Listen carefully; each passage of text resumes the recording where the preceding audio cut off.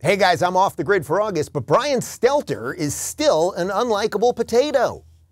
To understand why so many Republicans have abandoned democracy, you have to hear the poisonous propaganda. What do folks in the reality-based media do in the coming weeks? Biden's secret emails. This is a classic example of the right-wing media machine. When we're not able to say that Hunter Biden's laptop is a story worth pursuing. You say we're not allowed, we're not able. Between... Who's the people stopping the conversation? Who are they? Is it possible to make Fox News viewers change their minds about key issues just by having them change the channel? Entire media companies essentially exist to tear down Joe Biden. Can we have an honest conversation about gas prices? Or has the coverage been out of proportion?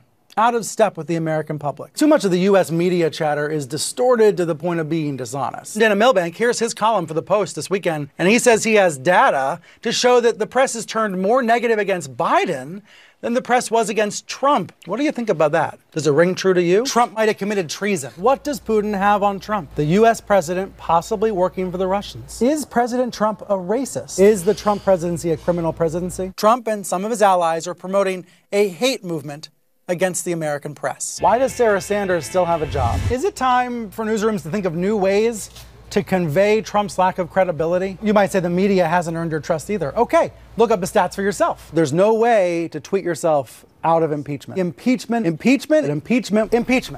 What I hear on Fox is that the media is obsessed about impeachment. Impeachment. Just imagine if Fox's right-wing hosts talked about Trump the way they talked about Barack Obama. Dealing with hardship actually makes you stronger. That's what Governor Cuomo said earlier today.